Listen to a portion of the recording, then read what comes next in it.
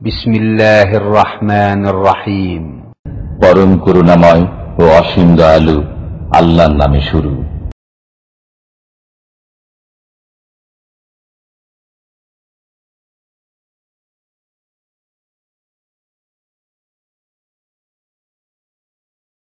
আসসালামু আলাইকুম ওয়া রাহমাতুল্লাহি ওয়া বারাকাতুহু। বিসমিল্লাহির রহমানির রহিম। আলহামদুলিল্লাহি রাব্বিল আলামিন ওয়াস সালাতু ওয়াস সালামু আলা সাইয়্যিদিল মুরসালিন নবিয়িনা মুহাম্মদ ওয়া আলা আলিহি ওয়া সাহবিহি আজমাইন।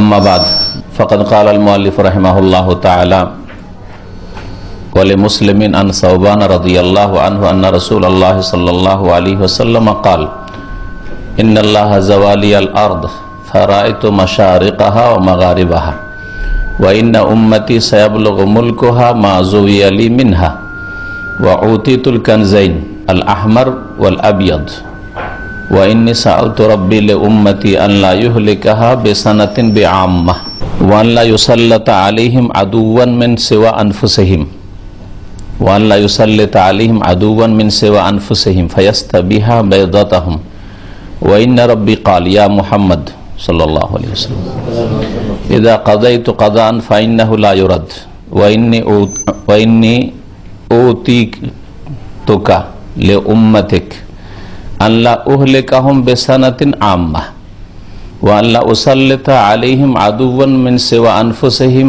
ফায়াস্তাবিহা বাইদাতাহুম ওয়া লাউ ইজতামা আলাইহিম মান বিআখতারিহা হাত্তা ইয়াকুনা বা'দুহুম ইহলিকু বা'দান ওয়া ইয়াসবি বা'দুহুম বা'দান। সম্মানিত ভাতৃমণ্ডলী, আল্লাহ পাক রব্বুল আলামিনের যাবতীয় প্রশংসা যে আল্লাহ পাক রব্বুল আলামিন একক, যার কোনো শরীক নেই।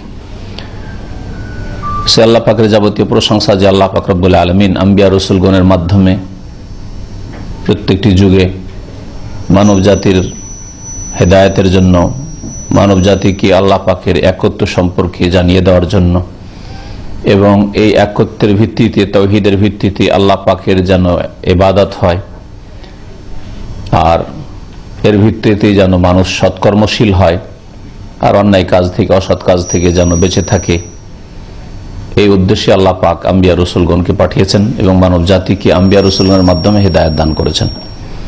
সালাত এবং সালাম নাযিল হোক মুহাম্মদ রাসূলুল্লাহ সাল্লাল্লাহু আলাইহি ওয়াসাল্লামের উপর, যিনি সবচেয়ে বেশি সুন্দর করে তাওহীদের শিক্ষা দিয়েছেন। আর তাওহীদ ধ্বংসকারী বিষয় হচ্ছে শিরক। শিরক থেকে তার উম্মতকে, মানব জাতিকে সতর্ক সাবধান করেছেন। আমাদের দর্শের বিষয়বস্তু ছিল, যা গত সপ্তাহে শুরু করেছিলাম, আর বিষয়বস্তুটি লম্বা থাকায় অর্ধেকটা আলোচনা আমাদের পুরা হয়েছিল আর বাকি অংশটুকু আজকে পুরা হবে। বিষয়বস্তু ছিল যে এই উম্মতের বেশ কিছু লোক এমন হবে যারা আল্লাহ ছাড়া অন্যের পূজায় লিপ্ত হবে, এই ছিল বিষয়। আর এই মর্মে নবী করিম সাল্লাল্লাহু আলাইহি সাল্লামের ভবিষ্যদ্বাণী কয়েকটি আয়াত লেখক উল্লেখ করার পরে যে এমন একটা যুগ আসবে যে যুগে তোমরা লা তাত্তাবিউন্না সানানা মান কানা ক্বাবলাকুম, তোমাদের পূর্বের যেসব জাতি ছিল সেসব জাতির তোমরা অবশ্যই অনুসরণ করবে, তাদের আদর্শে তোমরা চলবে। সাহাবীরা জিজ্ঞেস করেছিলেন যে কার সম্পর্কে বলছেন? ইহুদি আর খ্রিস্টানদের সম্পর্কে? তাদের অনুসরণ আমরা করব বা আমাদের জাতিরা করবে, মুমিন মুসলিমরা করবে, আপনার উম্মত করবে? নবী সাল্লাল্লাহু আলাইহি ওয়াসাল্লাম বলেছেন, হ্যাঁ, আর কার কথা বলছি? ওদেরই তো কথা বলছি। যেমন একটা যুগ আসবে যে মুসলিমরা, মুমিনরা এই শেষ নবীর উম্মত ইহুদি খ্রিস্টানদের রাস্তায় চলবে, আকীদার ক্ষেত্রেও, ইবাদতের ক্ষেত্রেও, আর আখলাক চরিত্রের ক্ষেত্রে, যে কোনো পাপের ক্ষেত্রে, সমস্ত ক্ষেত্রে আজকে নবী করিম সাল্লাল্লাহু আলাইহি ওয়াসাল্লামের এই ভবিষ্যদ্বাণীর বাস্তবায়ন দেখা যাচ্ছে। আকীদা বিশ্বাসের ক্ষেত্রে ওই সমস্ত আকীদা মুসলিম সমাজের এক শ্রেণীর মাঝে মজুদ রয়েছে, ভ্রান্ত আকীদা যা ইহুদি নাসারারা রাখে। ইবাদতের ক্ষেত্রে ইবাদতবিহীন জীবনযাপন, পাশবিক জীবনযাপন, যেমন ইহুদি নাসারাদের পেটের ক্ষুধা দূর হলেই হয়, আর যৌন ক্ষুধা দূর হলেই হয়, এই জন্যই মানুষকে যেন সৃষ্টি করা হয়েছে।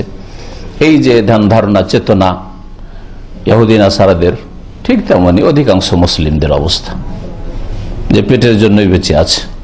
এই দুটো গরজ ছাড়া আর কোনো গরজই বুঝে না যে আল্লাহ পাক কেন সৃষ্টি করেছেন।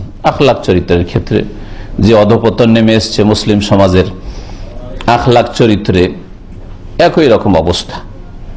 যা ইহুদি নাসারাদের অবস্থা, মুসলিম সমাজের অধিকাংশ মানুষের অবস্থা ওইরকম। গুনাহের ক্ষেত্রে এমন কোন গুনাহ, পাপ নেই, অন্যায় নেই যে সব পাপ ইহুদি খ্রিস্টানরা করে আর মুসলিমরা করে না।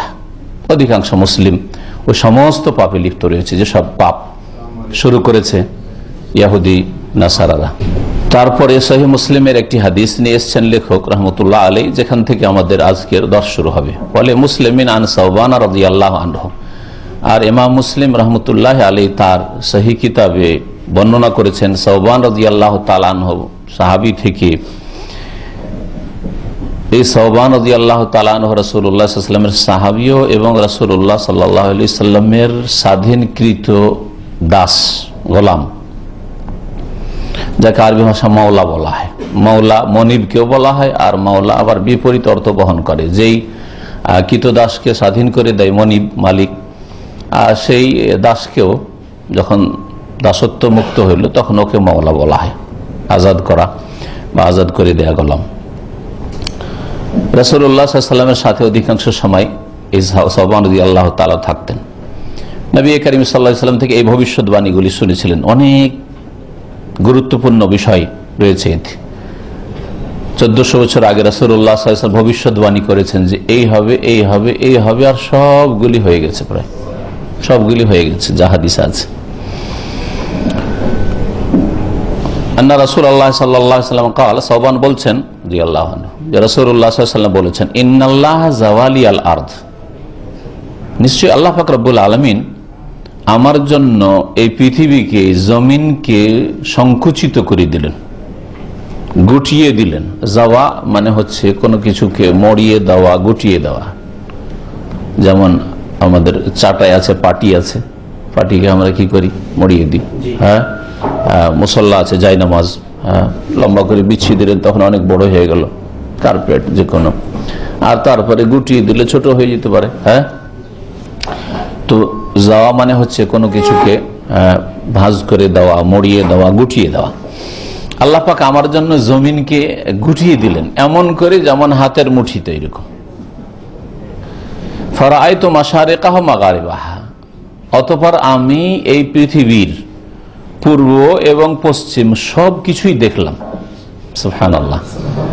রাসূলুল্লাহ সাল্লাল্লাহু আলাইহি ওয়াসাল্লামের সামনে সারা পৃথিবীকে। সেই জামানায় 1400 বছর আগে কেউ অস্ট্রেলিয়ার নামও জানতো না, হ্যাঁ, আমেরিকার নামও জানতো না, কানাডার নামও জানতো না, যদিও ইউরোপ সম্পর্কে ধারণা ছিল, জানতো, যেটাকে রোম সাম্রাজ্য বলে জানতো। রাসূলুল্লাহ সাল্লাল্লাহু আলাইহি ওয়াসাল্লাম বলছেন যে আমি দেখে ফেললাম মাশারিকাহা, মাশরিকের বহুবচন, পূর্ব দিকের সমস্ত আল্লাহ পাকের জমিন দেখে ফেললাম। ও মাগারিবাহা, মাগরিবের বহুবচন, পশ্চিম দিকে যত আল্লাহ পাকের জমিন রয়েছে।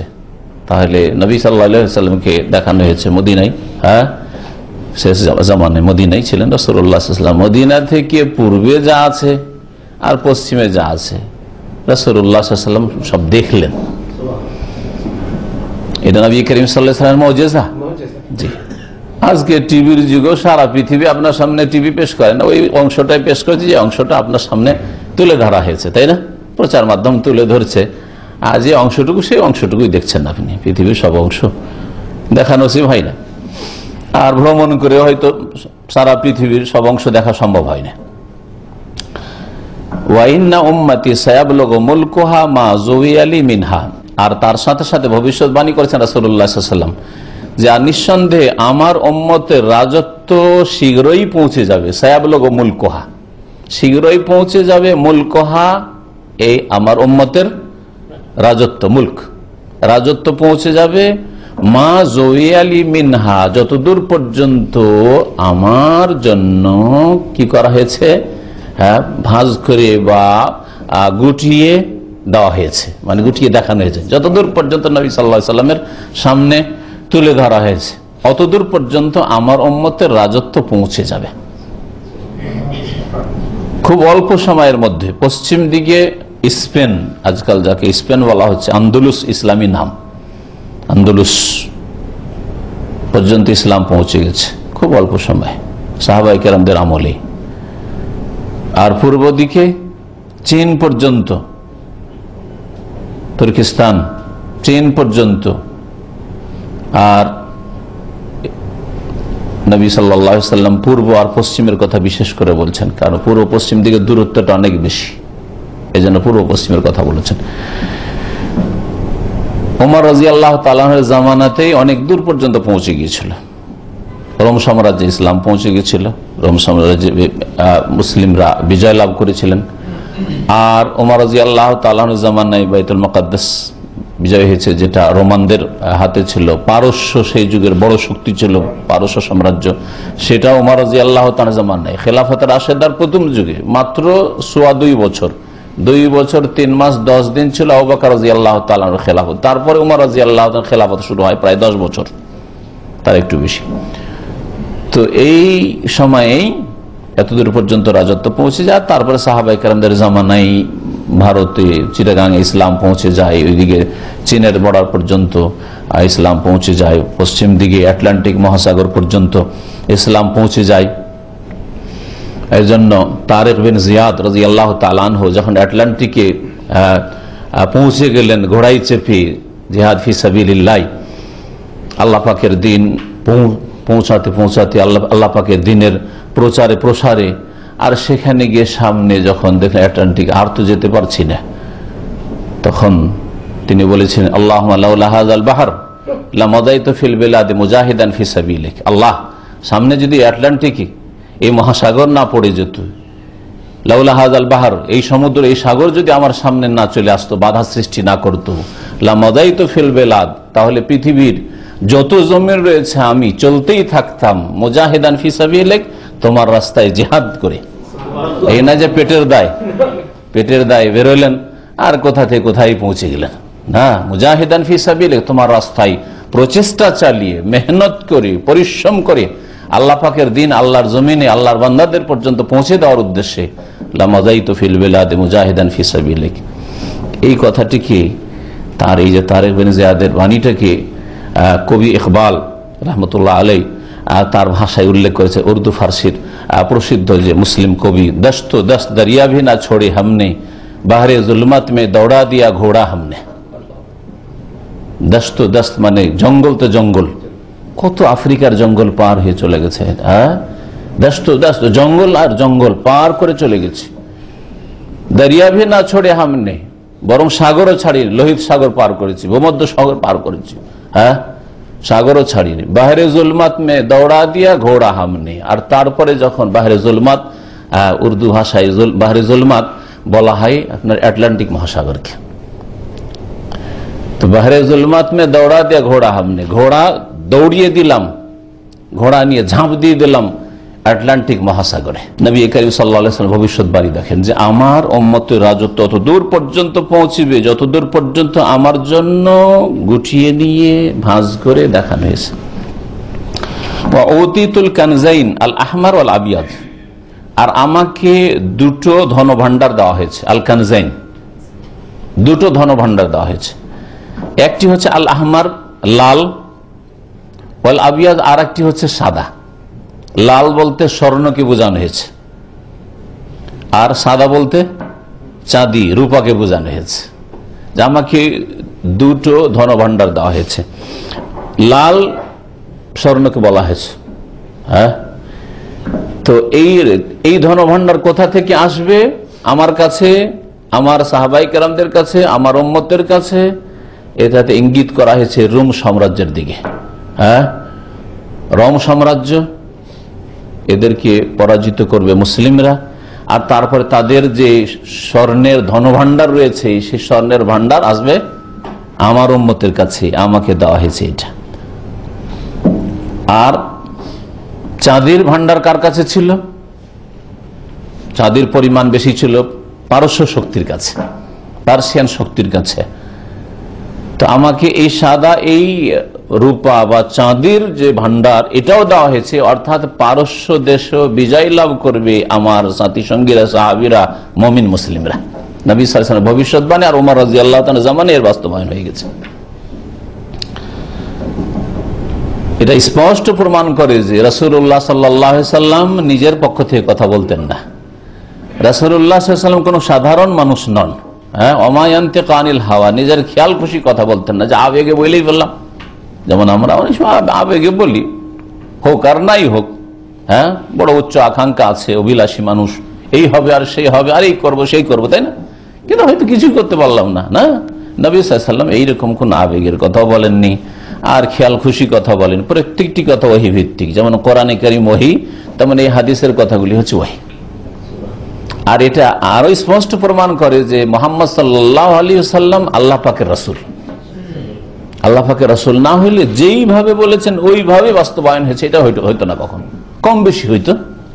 কিছু আশা করা যায়, আনুমানিক কথাবার্তা বললে কিছু হইল, হ্যাঁ, শতকরা 40-50-60% হইল, আর বাকি হইল না। যা বলেছেন না, যতটুকু বলেছেন, যেইভাবে বলেছেন ওইভাবে হয়েছে। নিঃসন্দেহে মুহাম্মদ সাল্লাল্লাহু আলাইহি আল্লাহ পাকের রাসূল এবং শেষ রাসূল, তারপরে আর কোন রাসূল আসবে না। ওয়া ইন্নী সাআলতু রাব্বি লি উম্মতি আন লা ইউহলিকাহা বিসানাতিন বিআম্মাহ, আর আমি আমার রবের কাছে যাচ্ছা করেছি, দোয়া করেছি। আমি আমার রব, আমার প্রতিপালক আল্লাহ পাকের কাছে আমি চেয়েছি। কি চেয়েছি? নিজের জন্য, লে উম্মতি, আমার উম্মতের জন্য। আল্লাহ ইউহলিকাহা বিসানাতিন বিআম্মাহ, যে যাতে করে এই উম্মতকে, আমার উম্মতকে ব্যাপক দুর্ভিক্ষ দিয়ে ধ্বংস না করা হয়। সানাতুন মানে হয় দুর্ভিক্ষ, আর বিআম্মাহ মানে ব্যাপক, আম, যাতে সারা পৃথিবীর সমস্ত মুমিন মুসলিম শামিল হয়ে যায়, সমস্ত মুসলিম দেশ শামিল হয়ে যায়, মুসলিম এলাকা শামিল হয়ে যায়, আর সবাই দুর্ভিক্ষের শিকার হয়ে যায়, দুর্ভিক্ষে ধ্বংস হয়ে যায়, হালাক হয়ে যায়। এইরকম ভাবে আল্লাহ যেন আমার উম্মতকে ধ্বংস না করেন। হ্যাঁ, না খেয়ে আমার উম্মত মরে যাবে, দুর্ভিক্ষ নেমে আসবে না, এটা যেন না হয়। এই জন্য আমি দোয়া করেছি আমার রবের কাছে। কত হিতাকাঙ্ক্ষী ছিলেন রাসূলুল্লাহ সাল্লাল্লাহু আলাইহি ওয়াসাল্লাম, চিন্তা করুন তো দেখি। হ্যাঁ, আমরা তো নিজের পেট নিয়ে পেরেশান, নিজের ছেলে মেয়ে নিয়ে পেরেশান, নিজের পরিবার নিয়ে পেরেশান, ভাইয়ের কথা চিন্তা করার সময় হয় না, আপন মায়ের পেটের ভাইয়ের কথা, ভাইয়ের পরিবারের কথা চিন্তা করার সময় হয় না, বিয়ে শাদী করার পর মা বাপ যে কি খাচ্ছে না খাচ্ছে, কি অবস্থায় না আছে, তাদের জন্য সময় হয় না। আরে নিজের ছেলে মেয়েকে পড়াইতে পারি না, এই খরচে জুটাইতে পারি না, আর বাপ মারা খোঁজ করতে। অধিকাংশ মুসলিমদের অবস্থা এরকম, তাই না? রাসূলুল্লাহ সাল্লাল্লাহু আলাইহি ওয়াসাল্লাম পুরো উম্মতের জন্য দোয়া করছেন। হ্যাঁ, আল্লাহ আমার উম্মতকে ব্যাপক হারে দুর্ভিক্ষ দিয়ে ধ্বংস করে দিও না, একটি দোয়া। দ্বিতীয় দোয়া, ওয়া আল্লাহ ইউসাল্লিতা আলাইহিম আদুওয়াম মিন সিওয়া আনফুসিহিম, আর যাতে করে আল্লাহ পাক আমার উম্মতের উপর, আলাইহিম তাদের উপর মানে আমার উম্মতের উপর, আমার উম্মতের উপর যাতে করে বিজাতি শত্রুকে চাপিয়ে না দেন। মিন সিওয়া আনফুসিহিম, তাদের নিজেদের লোক ছাড়া, হ্যাঁ, বাইরের শত্রু দিয়ে আল্লাহ পাক যেন আমার উম্মতকে ধ্বংস না করে দেন। আল্লাহ আমার উম্মতের উপর কুফরি শক্তি, যে কোনো কুফরি শক্তি, হ্যাঁ, মুশরিক শক্তি হোক, আর ইহুদি শক্তি হোক, আর অন্য কোনো শক্তি হোক, যে কোনো শক্তি হোক, আল্লাহ পাক কোনো বাতিল শক্তিকে, কুফরি শক্তিকে আমার উম্মতের উপর বিস্তার লাভ করার ক্ষমতা দিও না, যে তারা আধিপত্য কায়েম করে দেবে, আর ফায়াস্তাবিহা বাইদাত, এমন ভাবে তাদের বিস্তার লাভ করবে যে তারা ধ্বংস করে ফেলে। ইয়াস্তাবিহা, ইয়াস্তাবিহা মানে বৈধ করে না, মানে সবকিছু যেন তাদের। ফায়াস্তাবিহা বাইদাতাহুম, আর বাইদাতাহুমের দুটি অর্থ করা হয়েছে। একটি হচ্ছে উঠান, এমনকি তাদের বাড়ি ঘর উঠান, হ্যাঁ, উঠানে এসে ঝাঁপিয়ে পড়বে আর সবকিছু তাদের দখল করে নেবে, এটা যেন না হয়। সারা পৃথিবী থেকে মুসলিম একেবারে নির্বাসিত, বিতাড়িত, আর তাদের উঠানো দখল করে নিল, এইরকম যাতে না হয়। তাদেরকে, ওর উদ্দেশ্য হচ্ছে তাদের যেন সমূলে বিনাশ করে দিবে, মুসলিমদের কোনো অস্তিত্বই থাকলো না, আল্লাহ এমনটা যাতে না হয়। হ্যাঁ, হলে এক এলাকায় কিছু ক্ষতিগ্রস্ত হবে, তো আরেক জায়গায় আলহামদুলিল্লাহ শক্তিশালী হচ্ছে। হ্যাঁ, এক জায়গায় মার খাচ্ছে, তো আরেক জায়গাতে দিনের কাজ হচ্ছে, আর এক জায়গায় বাধা সৃষ্টি হচ্ছে, তো আরেক দিকে দিন ইসলাম প্রচারের রাস্তা খুলছে। হ্যাঁ, কিছু লোক মুরতাদ হলে প্রতিদিন হাজার হাজার লোক দিন ইসলাম কবুল করছে। পশ্চিমা সমাজ থেকে দেখছেন না, হ্যাঁ, যারা নাপাকির, অপবিত্রতার, পাপের সীমা ছড়িয়ে গিয়েছিল, তারা ফিরে আসছে দিন ইসলামের তিক্ত অভিজ্ঞতার পরে, যে শান্তি নেই, মদ খেয়ে শান্তি নেই, ব্যভিচারে শান্তি নেই, হ্যাঁ, খুন করে শান্তি নেই, পাপে ডুবে থেকে শান্তি নেই। শান্তির সন্ধানে ছোটাছুটি করতে করতে ইসলাম ছাড়া আর কোনো জায়গায় শান্তি পেল না, ইসলামের দিকে ফিরে আসলো। লেখাপড়া করার পরে, হ্যাঁ, ইসলাম চর্চা করার পরে, ইসলাম সম্পর্কে গবেষণা করার পরে, এমনি নয় যে অজ্ঞতার সাথে কোন দুনিয়ার গরজে কেউ কিছু দিবে আর চলে আসছে, এমনটা নয় আসলে, ঠিক না? শিক্ষিত সমাজ এইভাবে ইসলাম গ্রহণ করছে। আর একটি বায়দার অর্থ হচ্ছে ফায়াস্তা বিহা বায়দাতাহুম, মানে দল, এমন ভাবে যেন আল্লাহ পাক কুফরি শক্তিকে মুমিন মুসলিমদের উপর চাপিয়ে না দেন, যে তাদের দলটিকে নিশ্চিহ্ন করে দেবে। ফায়াস্তা বিহা, মুসলিম উম্মতকে নিশ্চিহ্ন করে দেবে, তাদের অস্তিত্বকে শেষ করে দেবে, এইরকম যাতে না হয়। ওয়াইন্না রাব্বি কাল, কয়টি দোয়া হইল? দুটি দোয়া হইল, তাই না? আল্লাহ পাকের কাছে দুটি দোয়া করলেন নবী সাল্লাল্লাহু আলাইহি ওয়াসাল্লাম। তখন আল্লাহ পাক বললেন নবী মুহাম্মদ সাল্লাল্লাহু আলাইহি ওয়াসাল্লামকে, বলছেন নবী সাল্লাল্লাহু আলাইহি ওয়াসাল্লাম, ওয়াইন্না রাব্বি কাল, আর আমার প্রতিপালক আল্লাহ আমাকে বলে, ইয়া মুহাম্মদ, হে মুহাম্মদ সাল্লাল্লাহু আলাইহি ওয়াসাল্লাম, শোনো, ইযা কাদাইতু কাদান ফাইন্নাহু লা ইউরাদ্দু, আমি যদি কোনো চূড়ান্ত ফয়সালা করে দিই তো সেটা খণ্ডন করার কোনো শক্তি নেই, সেটা রদ করে দিবে কেউ, সেটা হতে দেবে না, তাতে বাধা সৃষ্টি করবে, এইরকম শক্তি পৃথিবীতে নেই, নেই, আর থাকবেও না, আর আসবেও না। যে আল্লাহ পাকের হলে সেটাকে খণ্ডন করবে, এইরকম কোন শক্তি না ছিল, না আছে, না থাকবে। আল্লাহ পাকের ফয়সালা যেটা সেটাই হবে। আল্লাহ মানি আলিমা আতাইত, আমরা প্রত্যেকটা নামাজ, ফরজ নামাজের পরে পড়ি, কিন্তু মন্ত্রের মধ্যে পড়ি, যার ফলে ইমান মজবুত হয় না। যদি এই ইমান নিয়ে পড়ি, আল্লাহ লামানিয়া, কোনো বাধা দেওয়ার শক্তি নেই, লেমা আতাইত, হ্যাঁ, যা তুমি দান করো তাতে, তুমি যদি দিতে চাও আমাদেরকে, তাহলে তাতে কোনো শক্তি বাধা দেওয়ার নেই। ওয়ালা মতিয়ালে মা মানাত, আর পৃথিবীতে কোনো শক্তি দাতা নেই যদি তুমি না দাও, তাহলে তুমি বাধা দিলে। আল্লাহ পাক নবী মুহাম্মদ সাল্লাল্লাহু আলাইহি ওয়াসাল্লাম সম্বোধন করে বলছেন, ইযা কাযাইতু কাযান ফাইন্নাহু লা ইউরাদ্দু, আমি যদি কোনো ফয়সালা করে দিই, চূড়ান্ত ফয়সালা আমার তরফ থেকে হয়ে যায়, তো সেটা খণ্ডন করার কোনো শক্তি নেই। ওয়া ইন্নী আতাইতুকা লি উম্মাতিকা, আর আমি তোমাকে তোমার উম্মতের জন্য দিচ্ছি, তোমার দোয়া শুনলাম, দিচ্ছি কি, আল্লাহ উহলিকাহুম বিসানাতিন আম্মা, আমি ব্যাপক দুর্ভিক্ষ দিয়ে তাদেরকে ধ্বংস করব না। না খেয়ে মুসলিম জাতি মরে যাবে, সারা বিশ্বে সমস্ত দেশে দুর্ভিক্ষ নেমে এসছে না, এটা হবে না। হতে পারে কখন আফ্রিকায় নেমে এসছে, তো কখন এশিয়ার কোন এলাকায় নেমে এসছে, কখন অমুক দেশে এসছে, তো কখন অমুক দেশে এসছে। আর তারপরে বাস্তবে এখন দেখছেন নবী সাল্লাল্লাহু আলাইহি ওয়াসাল্লাম আরেকটা যে ভবিষ্যৎবাণী রয়েছে, যে লাস্তু আখশা আলাইকুমুল ফাকর, আমি তোমাদের অভাব বলে ভয় করি না, কিন্তু ভয় লাগছে যে বেশি পয়সা হয়ে, বেশি ধন সম্পদ হলে তোমরা ওইভাবে ঝাঁপিয়ে পড়বে যেভাবে বিজাতিরা ঝাঁপিয়ে পড়েছিল, আর তাদেরকে যেভাবে ধন সম্পদ ধ্বংস করেছে দুনিয়ার ভোগ বিলাস, তেমন তোমাদেরকে ধ্বংস করবে এই ধন সম্পদ। ধন সম্পদ না হলে পাপে লিপ্ত হইত না, ধন সম্পদ পেয়েই অধিকাংশ মানুষ পাপ করে থাকে, এটাই বেশি ভয় লাগছে আমাকে। তো দেখেন, এখন কোনো অভাব নেই, আলহামদুলিল্লাহ। অভাব আছে কি? মুসলিমদের পয়সার অভাব আছে না, খনিজ সম্পদের অভাব আছে, অভাব নেই। অভাব আছে ইমানের, অভাব আছে আমলের, অভাব আছে ইবাদতের, নামাজের, অভাব আছে আখলাক চরিত্রের গঠনের, অভাব আছে পাপ মুক্ত হওয়ার, যার ফলে আল্লাহ পাকের আযাব, যা দেখছেন মুসলিম সমাজের অবস্থা, আল্লাহ পাকের যে আযাব বালা মুসিবত, যে কোনো দেশে হোক আর এলাকায় হোক আর কোথাও হোক, পরিবারে হোক আর সমাজে হোক, এ হচ্ছে ওমা আসাবাকুম মিন মুসিবাতিন ফাবিমা কাসাবাত আইদিকুম, তোমাদের উপর যে মুসিবত আসছে বা এসেছে তা তোমাদের কৃতকর্মের ফল, তোমাদের পাপের কারণে এসছে। ওয়া আফওয়ান কাসীর, আর আল্লাহ বহুবার মাফ করেন, অনেক অনেক আল্লাহ পাক ক্ষমা করেন, তারপরে আল্লাহ পাক শাস্তি দিয়ে থাকেন, দুনিয়ার শাস্তি। আর আমি তোমার উম্মতের জন্য তোমাকে দিচ্ছি আল্লাহ উহলিকুম বিসানাতিন আম্মা, আমি তাদেরকে ব্যাপক দুর্ভিক্ষ দিয়ে ধ্বংস করব না। একটা দোয়া তাহলে কবুল হইল, তাই না? ওয়া আল্লাহ ওয়াসাল্লাত আলাইহিম আদুওয়া মিন সিওয়া আনফুসিহিম, আর তাদের উপর আমি বিজাতি শত্রুকে চাপিয়ে দেব না।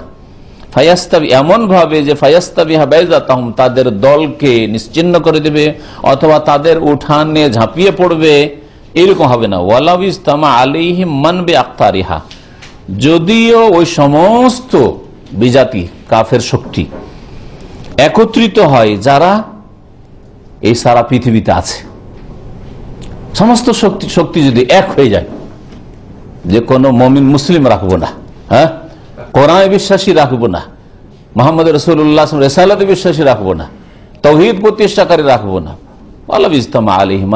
যদিও তারা এক হয়ে যায় তবু পারবে না। তবে কখন পারবে এই শেষ অংশটা ভালো করে শুনে, কখন ধ্বংস করতে পারবে মুসলিমদেরকে?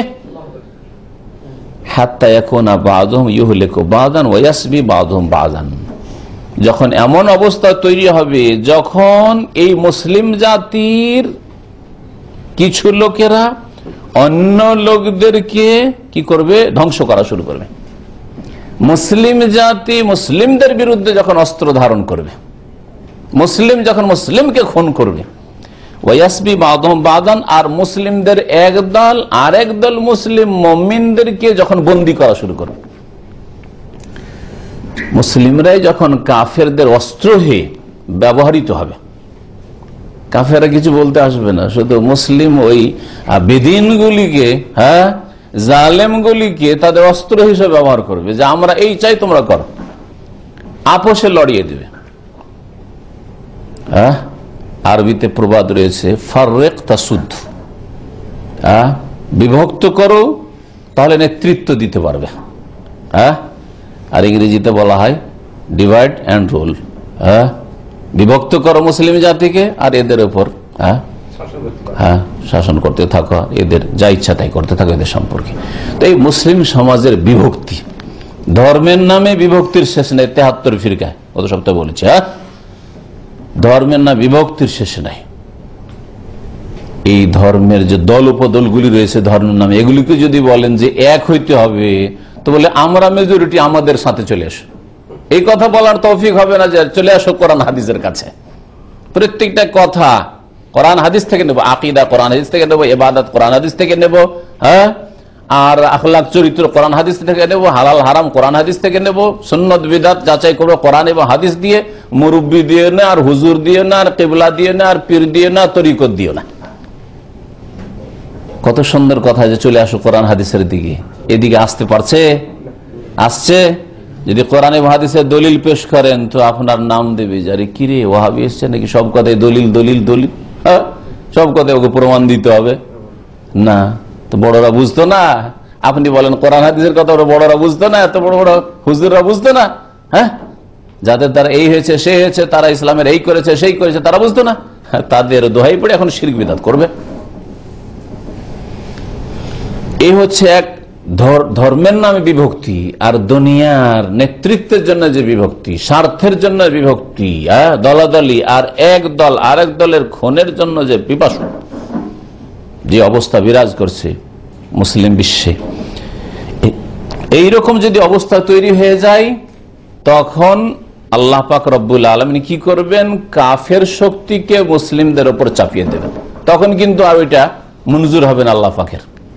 তোমরা যদি এক হয়ে থাকো, ঐক্য নিয়ে আসতে পারো, হ্যাঁ, ধর্মীয় ঐক্য, নেতৃত্বের ঐক্য, হ্যাঁ, দুনিয়ার ক্ষেত্রে শাসনের ক্ষেত্রে ঐক্য, আর আকীদা আমলের ক্ষেত্রে, ঈমান ইসলামের ক্ষেত্রে ঐক্য যদি নিয়ে আসতে পারো, তাহলে কোন সময় কুফরি শক্তি তোমাদের উপর বিস্তার লাভ করতে পারবে। কিন্তু ধর্মের নামে বিভক্ত হয়ে পড়েছে। আল্লাহ বলছেন ওয়াতাসিমু বিহাবলিল্লাহ, আল্লাহ পাকের রশিকে মজবুত করে ধর। আল্লাহ পাকের রশি হচ্ছে কোরআন এবং হাদিস। আল্লাহ পাকের রশি মানে কি? হ্যাঁ, এক এক দল এক এক পীরকে ধরে নাও, এক একটা তরিকাকে ধরে নাও, তরিকার শেষ নাই। না না না, আল্লাহ পাকের রশি হচ্ছে কোরআন এবং হাদিস, ওহী। এক কথায় আল্লাহ পাকের রশি হচ্ছে ওয়াহি, আর ওয়াহি হচ্ছে আল কোরআন, আর ওয়াহি হচ্ছে রাসূলের হাদিস। ওয়ালা তাফাররাকু, আর বিচ্ছিন্নতা সৃষ্টি করিও না। ওয়াহি যদি ছেড়ে দাও, কোরআন এবং হাদিস থেকে দূরে সরে যাও, যে কোনো ক্ষেত্রে সমাধান নিতে হবে কোরআন এবং হাদিস থেকে, শাসন ব্যবস্থায় হোক, আর আকীদার বিষয় হোক, আর ইবাদতের বিষয় হোক, সুন্নাত না বিদআত যাচাই করাই হোক, আর আখলাক চরিত্র হোক, আর হালাল হারাম হোক, আর ব্যবসা বাণিজ্য, আর বিবাহ শাদী হোক, আর তালাক হোক, সমস্ত ক্ষেত্রে যদি ওয়াহির কাছে ফিরে আসো, তাহলে হবে এর নাম হচ্ছে ঐক্য। ওয়াতাসিমু বিহাবলিল্লাহ, আল্লাহর রশিকে মজবুত করে ধরা হবে। আর যদি কোরআন এবং হাদিস থেকে দূরে সরে যাও, তাহলে এটা হচ্ছে বিচ্ছিন্নতা সৃষ্টি করা। যখন বিচ্ছিন্ন এরা হয়ে যাবে, আপোষেই এক দল আরেক দলকে খুন করবে। এক দল মুসলিম আরেক দল মুসলিমের বিরুদ্ধে লড়াইয়ে মেতে আছে, মারামারিতে মেতে আছে। এক দল মুসলিম আরেক দল মুসলিমকে বন্দী করছে আর জেল ভর্তি করে দিচ্ছে। যখন এইরকম অবস্থায় তৈরি হবে তখন আল্লাহ পাক কুফরি শক্তিকে মুসলিমদের উপর চাপিয়ে দেবেন। নবী সাল্লাল্লাহু আলাইহি ওয়াসাল্লাম ভবিষ্যদ্বাণী বাস্তবে পাওয়া যাচ্ছে না, যাচ্ছে না? আজকাল মুসলিমরা মুসলিম জালেমদের হাতে বেশি নির্যাতিত। হ্যাঁ, আর মুসলিম সমাজে ধর্মের নামে বিভক্তি আর বিচ্ছিন্নতা, শত্রুতা সবচেয়ে বড় শত্রুতা, আকীদার শত্রুতা সবচেয়ে বড় শত্রুতা। এখন কারো হয়তো টাকা পয়সা নিয়ে শত্রুতা হয়েছে, তাই না? জমি জায়গা নিয়ে শত্রুতা হয়েছে, ব্যবসা বাণিজ্য অথবা কোনো দুনিয়ার স্বার্থ নিয়ে, নেতৃত্ব নিয়ে শত্রুতা হয়েছে। এই শত্রুতা অনেক হালকা ওই শত্রুতার তুলনায় যেটা মুসলিম সমাজে পাওয়া যায়, আকীদার শত্রু। হ্যাঁ, এরা আমাদের তরিকার নয় রে, হ্যাঁ এরা অন্য তরিকার, যাচাই করার সুযোগও দেবে না, দূর থেকেই সতর্ক, সাবধান, এরা দাজ্জাল, হ্যাঁ এরা হচ্ছে ওয়াহাবি, এদের কথা শুনিও না, হ্যাঁ এরা মিথ্যুক। কোরআনে ওয়া হাদিসের কথা বলা হচ্ছে, একটু স্বাধীনভাবে মানুষকে চিন্তা করার সুযোগ দেন, স্বাধীনভাবে মানুষকে বোঝার সুযোগ দেন। আর মানুষের উচিত যে মগজে তালা না লাগিয়ে, হৃদয়ে তালা না লাগিয়ে ইহুদিদের মতো কুলুবনা গুলফুন, আমাদের অন্তর আবৃত না করে, এরকম না করে অন্তরটাকে খোলা রাখেন, মগজটাকে খোলা রাখেন, আর উন্মুক্ত চিন্তা করেন যে কোরআন এবং হাদিসের দলিল কোনখানে আছে, আর কোরআন এবং হাদিসের সাথে চলার চেষ্টা করেন। দেখবেন যে আপনি কে ধোঁকা দিচ্ছে ইসলামের নামে, ধর্মের নামে, আর কে কোরআন এবং হাদিসের দিকে, ওয়াহির দিকে আহ্বান করছে, স্পষ্ট বুঝতে পারবেন। আর এই সম্পর্কে আল্লাহ জিজ্ঞেস করবেন, আল্লাহ বলবেন তোমাকে ব্রেন বুদ্ধি দেমাগ দিয়েছিলাম, এই নিয়ামতের জবাব দাও।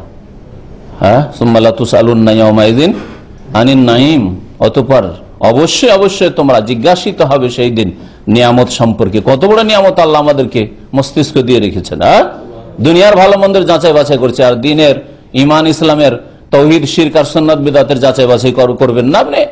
আল্লাহ পাক হৃদয় কলব দিয়েছেন, আপনি আপনার বোধ শক্তিকে কাজে লাগাবেন না? আপনি বোঝার চেষ্টা করবেন না? আপনি জবাব দিতে হবে আপনাকে। আর আপনি শুধু দোষ চাপিয়ে দিবেন, আরে মোল্লারাই নানান রকম কথা, কোনটাই মানে বাদ দে, আমাদের কাজ আমরা কর, আমাদের কাজ হচ্ছে পেট, জনসাধারণের কাজ হচ্ছে পেট। হ্যাঁ, মোল্লাদের দোষ চাপিয়ে দিয়ে আর সবগুলিকে হ্যাঁ এক লাঠি দিয়ে তাড়িয়ে দিলেন, সবগুলিকে একরকম মনে করে। যারা তাওহীদের দাওয়াত দিচ্ছে, সুন্নতের দাওয়াত দিচ্ছে, তাদেরকে ওই ভাষা বললেন, আর যারা শিরক কুফরি বিদআতের দাওয়াত দিচ্ছে, বিভ্রান্ত করছে, তাদেরকে একই নজরে দেখতে শুরু করলেন। এটা আপনার জন্য উচিত হইল না? আপনার যাচাই বাছাই করা উচিত ছিল। দুনিয়ার ক্ষেত্রে যদি একটা বিষয়, একটা আপনার সমস্যা, ব্যবসা করবেন, একজন এই ব্যবসা খুব চলবে, দামামে খুব চলবে, আরেক বলছেন না না না, আর এই ব্যবসার কিন্তু ভবিষ্যৎ নাই, বন্ধ হইতে যাচ্ছে ব্যবসা, তেমন আর লাভের মার্জিন নেই। তাহলে আপনি চিন্তা করতে লাগবেন যে 3 নম্বর আর কাউকে জিজ্ঞেস করি, দুজন দুই রকম বলে আর কাউকে জিজ্ঞেস, তদন্ত করি যে আজ চলবে কি চলবে না, কাজ হবে কি হবে না, লাভ হবে কি হবে না, ঠিক না? আর ধর্মের ক্ষেত্রে যখন একজন বললো সুন্নাত, আর একজন বেদাত, এরাই বলছে, কেউ বলছে সুন্নাত, কেউ বলছে বেদাত, কোনটাই বানিব, কোনটাই নিব না, পেট নিয়ে ব্যস্ত। তাহলে কি আর হবে না? যাচাই করতে হবে, যাচাই করতে হবে। আল্লাহ পাক জিজ্ঞাসা করবেন। ওয়ারাহুল বুরকানি ফি সহিহ, ইমাম বুরকানি রাহমাতুল্লাহ আলাইহির কিতাব রয়েছে সহিহ আল বুরকানি, একটি হাদিসের কিতাব। তাতে আরো অতিরিক্ত ভবিষ্যৎবাণী রয়েছে রাসূলুল্লাহ সাল্লাল্লাহু আলাইহি ওয়াসাল্লামের। ওয়াজাদা, তাতে আগের কথাগুলি বর্ণনার সাথে সাথে আরো অতিরিক্ত বর্ণনা করেছে ইমাম বুরকানি রাহমাতুল্লাহ আলাইহি। ওয়া ইন্নামা আখাফু আলা উম্মতি আল আইম্মাতাল মুদিল্লিন, আর নিঃসন্দেহে আমি আশঙ্কা করি, আলা উম্মতি, আমার উম্মতের ক্ষেত্রে, আল আইম্মাতাল মুদিল্লিন, পথভ্রষ্টকারী ইমাম বা নেতাদের বলে। আমার উম্মত সম্পর্কে পথভ্রষ্টকারী নেতারা, ইমামরা, ধর্মগুরুরা যে তাদের ক্ষতি সাধন করবে, তাদেরকে যে বিভ্রান্ত করবে, এই আশঙ্কা আমি খুব বেশি করি। ইন্নী আখাফ, আমি খুব ভয় করি, আমাকে খুব ভয় লাগছে। ইন্নী আখাফ ওয়া ইন্নামা আখাফ, আমাকে ভয় লাগছে আমার উম্মত সম্পর্কে যে তাদেরকে পথভ্রষ্ট করবে। কারা? আল আইম্মা, এমন ইমামরা, আল মুদিল্লিন, যারা নিজেরা শুধু দল্লিন না, দল্লিন সূরা ফাতিহাতে মানে নিজেরা পথভ্রষ্ট, আর মুদিল্লিন মানে অন্যকে যারা পথভ্রষ্ট করে, নিজে তো পথভ্রষ্ট আছেই, আর অন্যদেরকে যারা গোমরাহ করে থাকে, এই রকমের নেতা। আইম্মা, ইমামের বহু বচন, এইসব নেতা বলে আমি ভয় করি। ইমাম, আইম্মা, এটা আরবি শব্দ, এর মানে বাংলা ভাষায় হচ্ছে নেতা। হ্যাঁ জি, নেতা। তো নেতা কি রকম হয়? নেতা মানে শুধু দুনিয়ার নেতা? নেতা হচ্ছে 2 রকম, এক হচ্ছে ধর্মীয় নেতা, আর এক হচ্ছে দুনিয়ার নেতা, পার্থিব নেতা। ধর্মীয় নেতা হচ্ছে ওলামারা, ওলামা। তাহলে ওলামাদের মধ্যে আমি ভয় করি এমন আলেম যাদেরকে আজকালকার ভাষায় আলেম বলা হচ্ছে, কিন্তু তারা হচ্ছে আল মুদিল্লিন, পথভ্রষ্টকারী। ধর্মগুরু, পীরের দল, আর এক শ্রেণীর আলেম সমাজ যাদেরকে ওলামা বলা হচ্ছে, কিন্তু তার ওলামায় হক না, ওলামায় বাতিল, ওলামায় সু, মন্দের দিকে আহ্বান করে, শিরকের দিকে, বিদাতের দিকে আহ্বান করে, নিজের স্বার্থের দিকে আহ্বান করে, যার ফলে কোরআন এবং হাদিস জানুক, বুঝুক, আর মানুষের চোখ খুলে যাক, ইসলাম বুঝতে শিখ, এটা মোটেই চাই না। তখন তারা কি বলে, জটিল করে তুলে ধরে মানুষের সামনে, কোরআন বোঝা কি চারটি কথা? স্কুল কলেজে পড়েছো তুমি, আর কোরআন বুঝবে তুমি? আমরা মাদ্রাসায় 30 বছর পড়ে, আর কত নাউস আর গ্রামার আর কত কি পড়ে, তারপরে কোরআন হাদিস বুঝতে হিমশিম খাচ্ছে। তুমি কি বুঝবে কোরআন হাদিস? বোখারি নিয়ে বেড়াচ্ছ বাংলা তুমি, হ্যাঁ? হাদিস বুঝবে, রসুলের হাদিস এত সহজ? আরে তাতে নাসিখ আছে, মানসুখ আছে, কি আছে না আছে, এমন জটিল করে পেশ করে। এটা হচ্ছে বিদাতীদের লক্ষণ, আলাইমাল মুদুল্লিন, যেগুলো পথভ্রষ্টকারী ধর্মগুরু, যাতে করে মানুষের চোখ না খোলে। কেন? বোখারি জানলে তো সহি নামাজ শিখে নেবে, মুসলিম বাংলায় পড়লে তো সহি নামাজ জেনে নেবে। তখন বলবে, আরে যেই নামাজটাই পড়ছি সবগুলি সব বুখারীর হাদিসের উল্টো কেন, মুসলিমের হাদিসের উল্টো কেন? চোখ খুলে যাবে মানুষের। আর এইভাবে বহু লোক হেদায়েত পাচ্ছে, আর এটা চাই না আলাইমাল মুদুল্লিন, গুমরাহকারীরা। দলিল মগজে ঢুকুক যে না, দলিল তলাশ করতে হবে। দলিল হচ্ছে ওহী, আমার কথা দলিল না, আমার কথা দলিল না। যদি আমার কথার সমর্থনে দলিল না থাকে, ওহী না থাকে, কোরআন হাদিসের দলিল না থাকে, বুঝছেন না? আমার কথার গুরুত্ব কখন হবে? যদি আমার কথা কোরআন এবং হাদিস দ্বারা সমর্থন পায়। আর আমার কথার পিছনে যদি আল্লাহ বা তার রাসূলের কথার দলিল না থাকে, তো আপনার কথার সমান মূল্য নেই আমার। আপনার কথা আমার চেয়ে ভালো হইতে পারে। এটা হচ্ছে ইসলাম।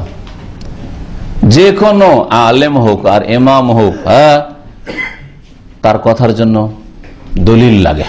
তার কথা দলিল না, একমাত্র দলিল কার কথা? কাল আল্লাহ কাল আর রাসূল, আল্লাহ পাকের কথা আর রাসূলের কথা। আর যেই সাক্ষী দিয়েছেন কালেমা তাইয়্যিবাতে, লা ইলাহা ইল্লাল্লাহ, আল্লাহ ছাড়া কেউ সত্য মাবুদ নেই, সুতরাং আল্লাহ পাকের কথা মেনে চলবেন। সাদাকাল্লাহ, আল্লাহ পাক সত্য বলেছেন। কুল সাদাকাল্লাহ, হে নবী তুমি বলো আল্লাহ সত্য বলেছেন, আল্লাহ সত্য বলেছেন, শুধু আল্লাহর কথা দলিল। কিন্তু আমার সার্টিফিকেট কি আছে? আমার সব কথাই সত্য হবে, বলতে হইতে পারে। আমার ধারণাই হয়তো আমি বলছি ঠিক, কিন্তু ভুল হইতে পারে। সুতরাং যদি আপনার স্পষ্ট হয়ে যায় যে না এই কথাটা ভুল, অমুকের ছেড়ে দাও, ফরজ আপনার জন্য। এই কথাই তো আইম্মায়ে কেরাম শিখিয়েছেন, আবু হানিফা, শাফি, মালিক, তারা শিখিয়েছেন যে আমাদের কথা দলিল নাই, সুতরাং আমাদের কথা ফানজুরু ফি রাই, আমার মতটা নিয়ে একটু চিন্তা করে দেখিও। ইযা ওয়াফাকাল কিতাব ওয়াস সুন্নাহ, কোরআন এবং হাদিসের অনুকূলে হইলে ফাখুযুহু, নিয়ে নিও। ওয়া মা লাম ইউআফিকিল কিতাব ওয়াস সুন্নাহ, আর কোরআন হাদিসের অনুকূলে যদি নয়, প্রতিকূলে, উল্টো দিকে চলে যায়, ফাতরুকু, ছেড়ে দিও। তারা এই শিক্ষা দিয়েছেন। তারা ছিলেন উলামায়ে হক, তারা ছিলেন আইম্মাতুল হুদা, তারা ছিলেন আইম্মা, হেদায়েতের আইম্মা। আর এরা হচ্ছে আইম্মাতুল মুদিল্লিন, যারা পথভ্রষ্ট করে, কোরআন এবং হাদিসের দিকে যেতে দিতে চায় না, ওহীর দিকে যেতে দিতে চায় না। নবী সাল্লাল্লাহু আলাইহি ওয়াসাল্লামের ভবিষ্যৎবাণী, যেমন একটা যুগ আসবে যে সেই সময় পথভ্রষ্টকারী ইমামরা, নেতারা কি করবে? আমার উম্মতকে বিভ্রান্ত করবে, এই বলে আমি খুব আশঙ্কা করি। তো নেতা হচ্ছে দুই রকম, এক হচ্ছে ধর্মীয় নেতা, বিদাতি আলেম সমাজ, যারা শিরক বিদাতের দিকে আহ্বান করে, বিনা দলিলে বলে বড়রা করেছেন, হ্যাঁ এতদিন ধরে চলে আসছে, আমাদের দল বড়, এইসব দলিল, এগুলি দলিল তাদের। আর আরেক দল নেতাদের দল হচ্ছে যারা দুনিয়ার ক্ষেত্রে নেতৃত্ব দিয়ে থাকে, এরাও গোমরাহ করেছে। যে কোনো যুগে জালেম শাসক, পাপিষ্ট গুনাহগার শাসক, গোমরাহ পথভ্রষ্ট শাসককে জাতিকে গোমরাহ করে থাকে। প্রথম যে মিশরে মিলাদুন্নবী চালু করে, সেখানে যেমন বিদাতি মোল্লাদের হাত ছিল, তার চাইতে বেশি শক্তিশালী হাত ছিল সেই যুগের ওবাইদি রাফেজি শিয়া শাসকদের, যারা নিজেদেরকে ফাতেহি বলতো। কয়েকশো বছর ধরে মিশরে রাজত্ব করেছে। সেখান থেকে মিলাদুন্নবী, নবীর জন্মবার্ষিকী পালন করা শুরু করেছে। পাশাপাশি খ্রিস্টান এখনো বাস করে, তখনও বাস করতো মিশরে। আরে খ্রিস্টানরা 25 ডিসেম্বর করে, তো আমরা কেন 12 রবিউল আউয়াল করবো না? আমরাও করব। ওখান থেকে শুরু হইল। হ্যাঁ, আমাদের দেশের মুসলিম সমাজ ওইটাই কি ধরে নিল, যা গোমরা শাসকরা আলাইম্মাতুল মুদল্লিন আর গোমরা ধর্মগুরুরা যেটা আবিষ্কার করেছিল নবী সাল্লাল্লাহু আলাইহি সাল্লামের কয়েকশো বছর পরে, সেটা ধরে নিল। কিন্তু নবী সাল্লাল্লাহু আলাইহি সাল্লাম কি করেছেন, তার সাহাবীরা কি করেছেন, তাবেঈনরা কি করেছেন, চার ইমাম আবু হানিফা, শাফি, মালিক, আহমদ কি করেছেন, কিচ্ছু দেখা দেখি দেয়। কেউ বলতে পারে যে আবু হানিফা মিলাদ করেছেন? না কোন কিতাবে লিখেছেন যে মিলাদ করো, সুন্নাত মুস্তাহাব সওয়াবের কাজ? যদি কেউ বলে দিতে পারে প্রমাণ করে যে অমুক কিতাবে আছে আবু হানিফা রাহমাতুল্লাহ আলাইহি বলছেন যে মিলাদ করা সুন্নাত মুস্তাহাব কাজ, তো আমি প্রথম মিলাদ করব। যদি আবু হানিফার কথা দলিল নয়, তারপরেও হেরে যাওয়ার খাতিরে সেটা মানতে রাজি। আবু হানিফা রাহমাতুল্লাহ আলাইহির কথা, শাফির কথা, মালিক আহমদের কথা কখন দলিল হবে? যদি পিছনে কোরআন হাদিসের দলিল থাকে। তাহলে এক কথা ভালো করে মনে রাখবেন, তারাও এইসব শেখাননি, কারণ সেই যুগে এসব বিদাত চালু হয়নি। কবর মাজারের বিদাত, কবর পাকা করা, হ্যাঁ, কবরে চাদর চড়ানো, এইসব বিদাত চালু হয়নি, এসব শিরক চালু হয়নি। হ্যাঁ, কবরে গিয়ে ধরনে দেওয়া, এখান থেকে ফায়দা আসে, বরকত আসে, ওলিয়া উলিয়ার কবর থেকে এখানে পাওয়া যায়, হ্যাঁ, রুজির বরকত হাসিল হয়, ছেলে মেয়ে পাওয়া যায়, রোগ ভালো হয়। এসব শিরকি আকীদা স্বর্ণযুগে ছিল না, তারপরেও কয়েকশো বছর ছিল না।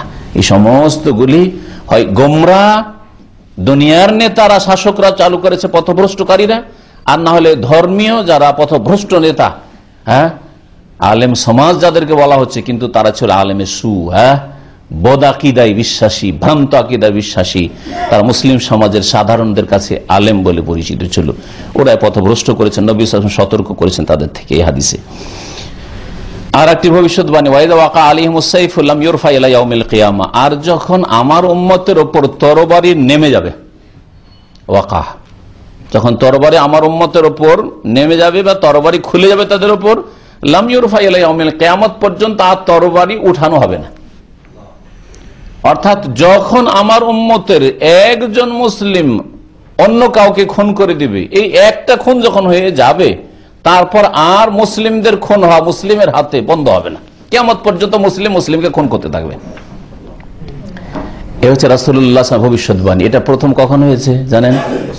ওসমান রাদিয়াল্লাহু তাআলা। দেখেন, ওমর রাদিয়াল্লাহু তাআলা শহীদ হয়েছেন, কিন্তু তাকে হত্যা করেছে কে? অগ্নিপূজক, কিন্তু মজুসি। হ্যাঁ হ্যাঁ, এ ফেরোজ, আবু লুলু, এ খবিস মালাউন, এ ছিল অগ্নিপূজক।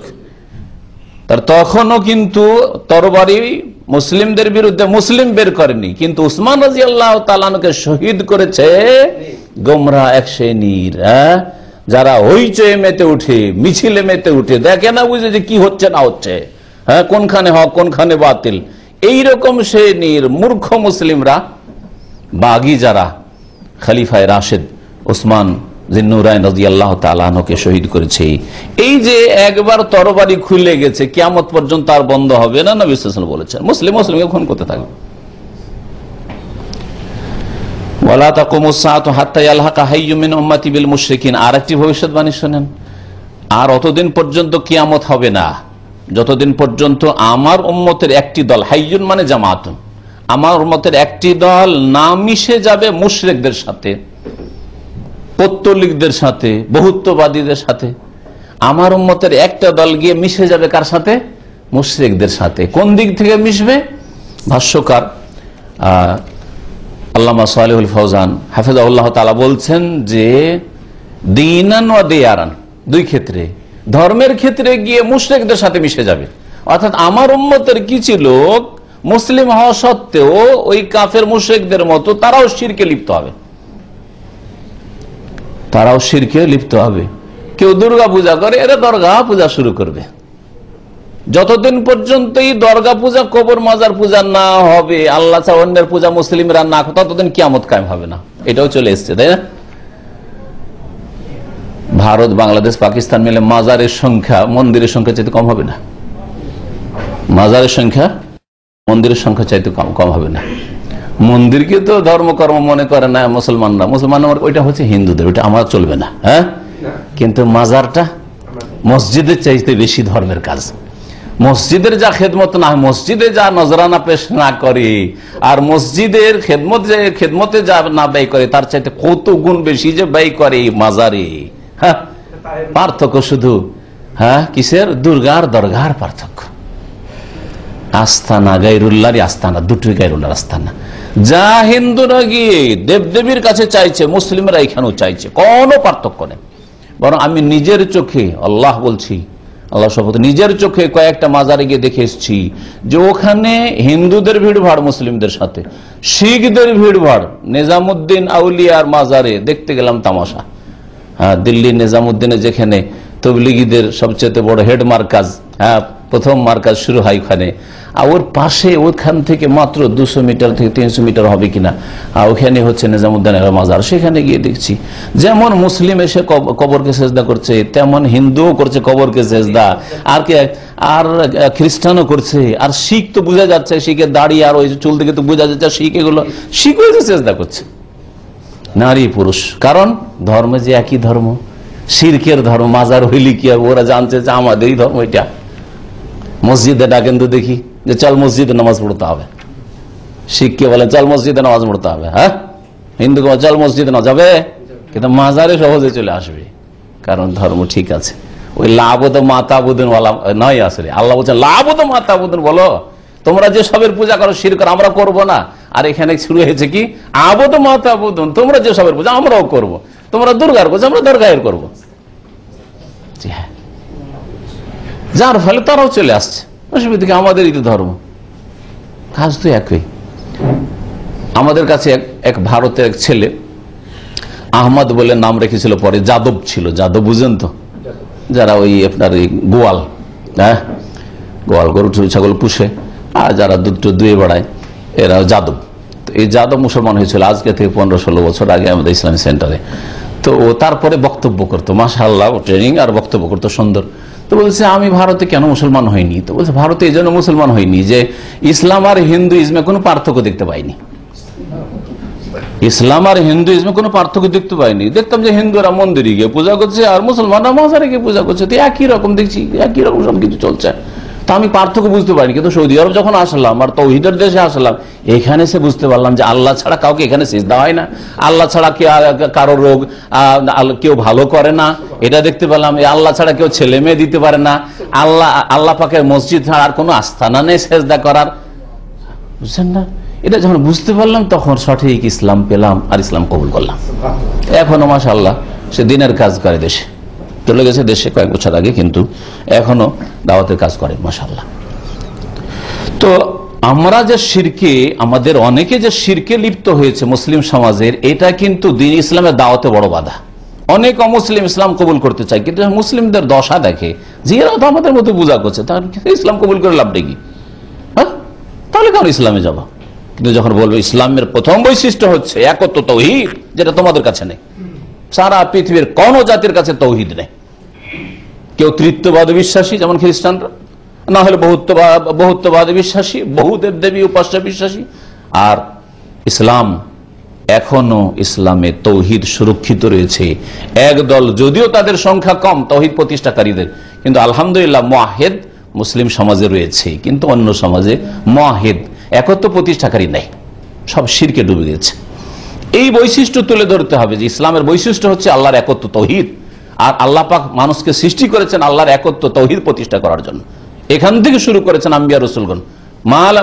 মা লাকুম মিন ইলাহিন গায়রুহু, আল্লাহ পাক প্রত্যেক নবীকে বলতে বলেছেন, বলো যে তোমাদের আল্লাহ ছাড়া কোনো সত্য উপাস্য নেই, একমাত্র আল্লাহ। সমস্ত আম্বিয়া রাসূলগণ এই দাওয়াত দিয়েছেন। তো আমার উম্মতের বেশ কিছু লোকেরা কি হবে, একদল মুশরিকদের সাথে মিশে যাবে ধর্মের ক্ষেত্রে, ওদের মতো ধর্মকর্ম শুরু করবে। এতে দুই রকম হইতে পারে, যে নিজের ধর্মে থেকে শিরক করবে, যেমন কবর মাজার পূজা ধর্ম, আর না হয় ওদের ধর্মে চলে যাবে।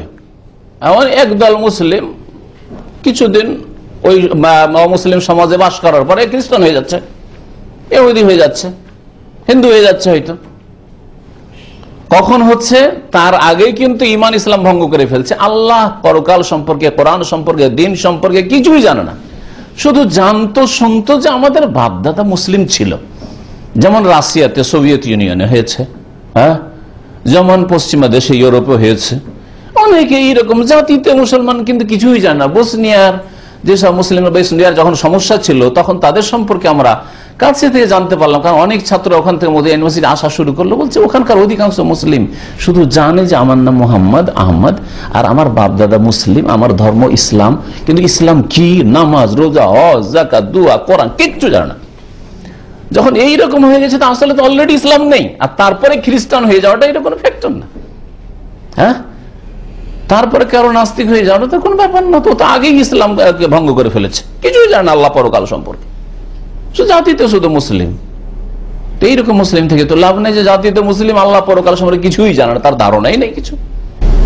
আর একটা ব্যাখ্যা কি, দাঁড়ান ঘরের দিক থেকে, বসবাসের দিক থেকে মুশরিকদের সাথে গিয়ে মিশে যাবে, অর্থাৎ মুসলিম সংখ্যাগরিষ্ঠ এলাকা বসবাস না করে চলে যাবে সংখ্যালঘুতে, যেখানে মুসলিম নেই, শতকরা একটা দুটো মুসলিম নেই, ওখানে বসবাসটাকে প্রাধান্য দেবে।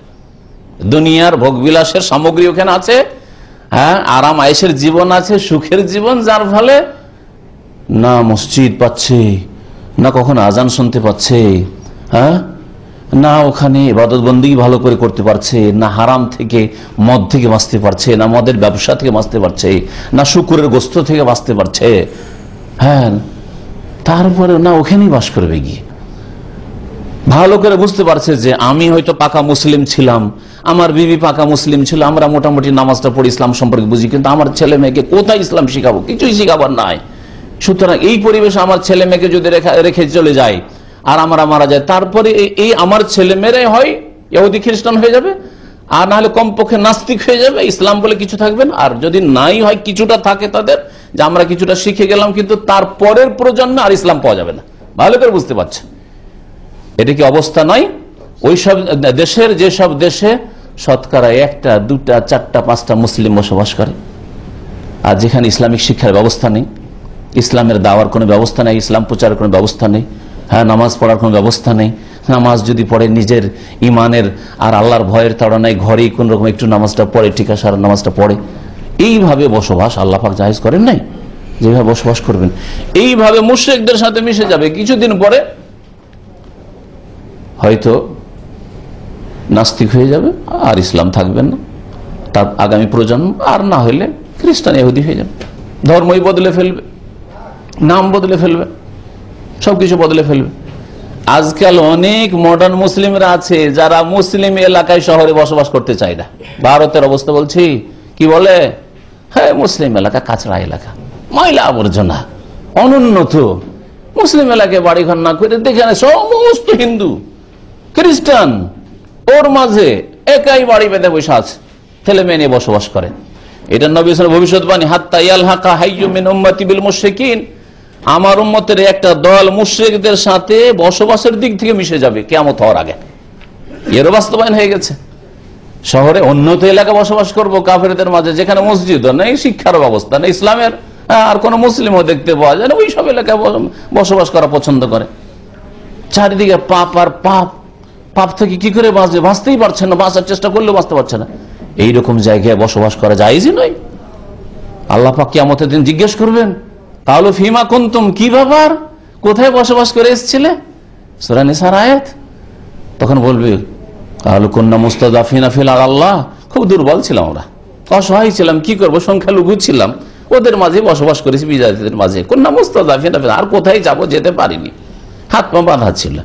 আল্লাহ আলাম তাকুন আরজুল্লাহ ওয়াসিআতান ফাতুহাজিরু ফিহা, আল্লাহর জমিনটা কি প্রশস্ত ওয়াসিআ ছিল না, ফাতুহাজিরু ফিহা, হিজরত করতে আল্লাহর দ্বীন রক্ষা করার জন্য, ছেলে মেয়েদের ঈমান আর নামাজের হেফাজতের জন্য, ছেলে মেয়েদের ইসলাম শেখানোর জন্য।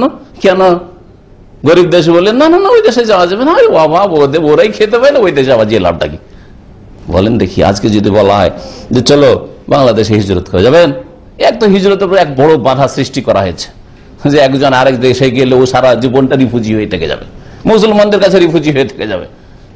সেখানে গিয়ে একটা সামাজিক যে অবস্থান পাওয়া উচিত সেটা মুসলিমরা দিতে চায় না, যে জাতীয়তা আর নোংরামি আর জাহিলিয়াত ঢুকেছে মুসলিম সমাজে। তারপরে যদি সেখানে যাওয়ার সুযোগ পায়, তারপর আরে গরিব দেশে কেন যাবো, যাবো তো ইউরোপে যাবো, যাওয়ার পথে আমেরিকা কানাডা যাবো, অস্ট্রেলিয়া চলে যাবো, হ্যাঁ গরিব দেশে জানলাম তো, আরে মুসলিম ভাইদের কাছে যাবে না। ওই পেটের যে গরজ, ওইটা হচ্ছে 1 নম্বর গরজ, 2 নম্বরের মধ্যে ধর্মকর্ম। হ্যাঁ, সৌদি আরব আসার আশা আকাঙ্ক্ষা কেন, কারণ এখানে পয়সা আছে।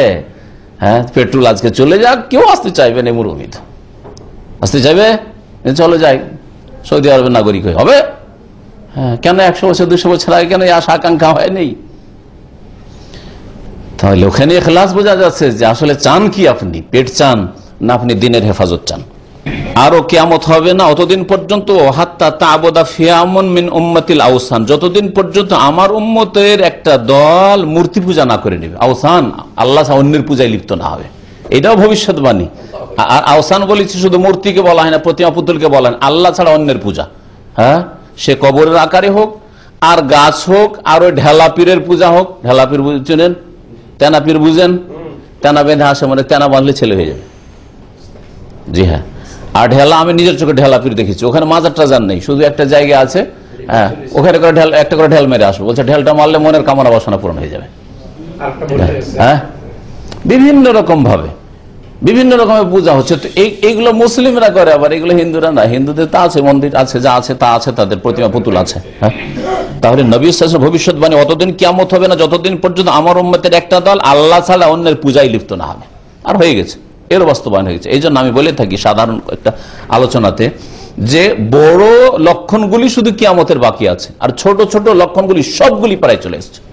যতগুলি শত শত লক্ষণ কিয়ামতের নবী সাল্লাল্লাহু আলাইহি ওয়াসাল্লাম বলেছেন ছোট লক্ষণ, যে আলামতের সগরা, সবগুলি প্রায় চলে এসছে। ধনের অভাব থাকবে না, অভাব নেই। হ্যাঁ, নারীরা নেতৃত্ব দেবে, বাড়িতে নারীদের নেতৃত্ব। আপনি স্বামী দেখছেন, আপনার কথাই চলে না, আপনার ছেলে মেয়ে কি পড়ে যেটা আপনার স্ত্রী বলে, আপনার স্ত্রী বলছে হাফেজ করো, তাহলে হাফেজ হচ্ছে। আপনার স্ত্রী যখন মাদ্রাসায় পড়ো, তাহলে মাদ্রাসায়। কত ভাইদেরকে দেখলাম যে ও বলছে যে আমি তো ছেলেটাকে আলেম করতে চাইছিলাম, আমার স্ত্রীকে রাজি করতেই পারলাম না, সুতরাং ছেলে কোন দিয়ে গেল, ওই যেদিকে ওর মা বলছে। তাহলে শুধু ওই দেশে দূরের সমস্যা, অত বড় সমস্যায় কেন যাচ্ছেন? আপনার বাড়িতে তো নারী নেতৃত্ব, বাড়িটাকে ঠিক করতে পারেন না, আর আপনি আদার ব্যবসায়ী আর জাহাজের খবর নিতে যাচ্ছেন। আরো ভবিষ্যৎবাণী, আর নিঃসন্দেহে আমার উম্মতে হবে 30 জন মিথ্যাবাদী। কুল্লুহুম ইয়াজাম, আর এই 30 জন সকলেই দাবি করবে আন্নাহু নবী, যে তারা নবী হয়েছে। আমার উম্মতে 30 জন এমন আসবে বিভিন্ন জামানায়, তার মধ্যে নবী সাল্লাল্লাহু আলাইহি ওয়াসাল্লাম আর সাহাবায়ে কেরামদের জামানায় 3-4টা চলে এসেছে। হ্যাঁ, মুসাইলামা কাযযাব, আসওয়াদ আনাসি, আর এক মহিলাও নবী দাবি করেছিল, সাজাহ নবী দাবি করেছিল। তারপরে বেশ কিছু নবী দাবি করে বিচারও করে বাড়ালো, আর তারপরে আল্লাহ পাক তওবার তৌফিক দিয়েছিল। এটা আপনাদের অবগতির জন্য বলছি, আল্লাহ কাকে যে কখন তওবার তৌফিক দিয়ে দেয়, সে জামানায় তওবা করে নিয়েছিল মহিলা, আবার ইসলাম কবুল করে। এই ইংরেজদের যুগে যে এক নবী দাঁড় করেছিল ইংরেজরা, ব্রিটিশরা ভারতে, তার নাম জানেন? মির্জা গোলাম আহমদ কাদিয়ানি। একে নবী দাঁড় করেছিল। 30 জন যে কাযযাব নবী দাবি করবে, কুল্লুহুম ইয়াজুম, প্রত্যেকে দাবি করবে যে আন্নাহু নবী, সে নবী হয়েছে। ওয়া আনা খাতামুন নবিয়্যিন, আর শুনে রাখো আমি হচ্ছি সর্বশেষ নবী। সুতরাং কোন নবী আসবে না, সবগুলি কাযযাব। তারপরে নবুয়তের দাবিটা হচ্ছে এক হচ্ছে যে স্পষ্ট কথায় নবী হওয়ার দাবি করা, যে আমি নবী, এটা হচ্ছে নবুয়তের দাবি। আর একটা হচ্ছে নবী আমি এ কথা দাবি করলো না, কিন্তু নবীর গুণগুলি নেওয়ার চেষ্টা করলো। এখন এই যুগে একবিংশ শতাব্দীতে হেদায়াত আমার অনুসরণের উপর নির্ভরশীল। আমার যদি অনুসরণ করা হয় তাহলে হেদায়াত পাবে, না হলে জাহান্নামের রাস্তায় চলে যেতে হবে। এই ধরনের বক্তব্য বেশ কিছু স্কলাররা তাদের বই লিখে গেছে। এটা ইচ্ছা করে হোক আর অনিচ্ছা করে হোক অন্তর্যামী আল্লাহ পাক রব্বুল আলামিন, কিন্তু কথা বলছে যে এটা কার কথা? নবীর কথা। নবীর কথা নয়। যদি কেউ বলে যে এই জামানায় আমার অনুসরণ ছাড়া কোনো মুক্তি নেই, তাহলে এটা কার কথা? নবীর কথা নয়।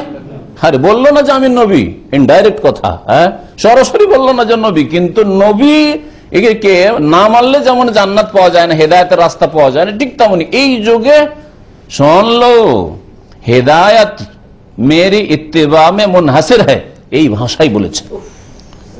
নাম বলবো না, কারণ নাম বললে তো মানুষের অ্যালার্জি হয়ে যাচ্ছে।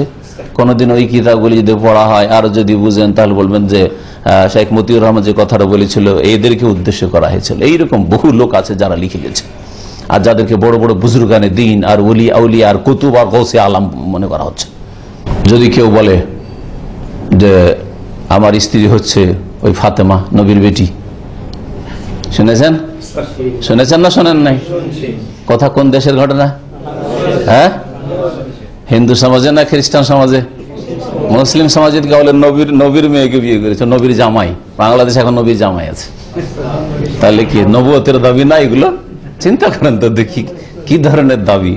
আউযুবিল্লাহ, কত বড় কুফরি।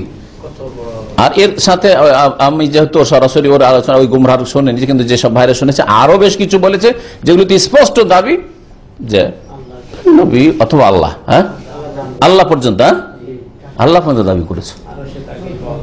আরো সে তাকে পাওয়া যাবে, আরো সে তাকে পাওয়া যাবে। ভাইরা শুনেছে, কারণ আমার কাছে এত নোংরা আর কুফুরি কথা শোনার সময় নেই, তারপরে মানুষকে বলার জন্য যে একটু শুনতে হয় হয়তো কখনো। তো আল্লাহ হেফাজত করে। এগুলি হচ্ছে যে সালাসুনা কাযযাবুন, এরা হচ্ছে মিথ্যুক এই উম্মতের। আর প্রত্যেকে নবী দাবি করেছে সরাসরি নবী শব্দ দিয়ে, অথবা নবীর গুণগুলি দাবি করেছে, যার ফলে নবুয়তের দাবি করেছে।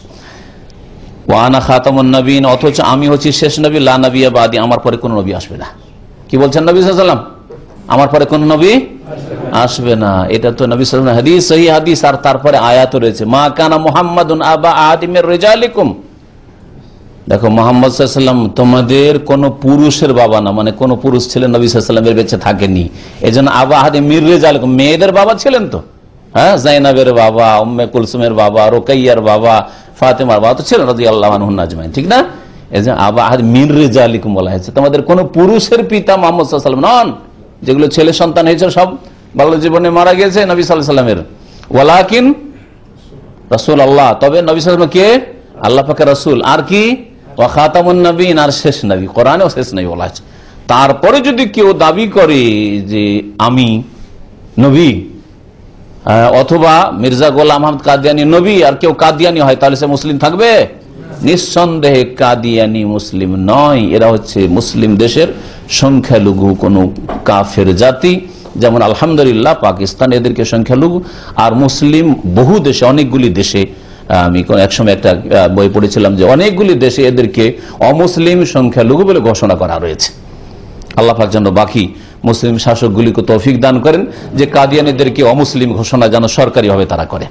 আরো ভবিষ্যৎবাণী নবী সাল্লাল্লাহু আলাইহি ওয়াসাল্লাম শোনেন যে এত বাতিল শক্তি মাথা চাড়া দিল, হকপন্থী একটা থাকবে, এই ভবিষ্যৎবাণী শোনেন, যাতে আমরা একেবারে নিরাশ না হয়ে যাই যে হাইরে হাইরে কি হবে, হাইরে কি হবে। না, ভালো আশাও করে আল্লাহ পাকের কাছে।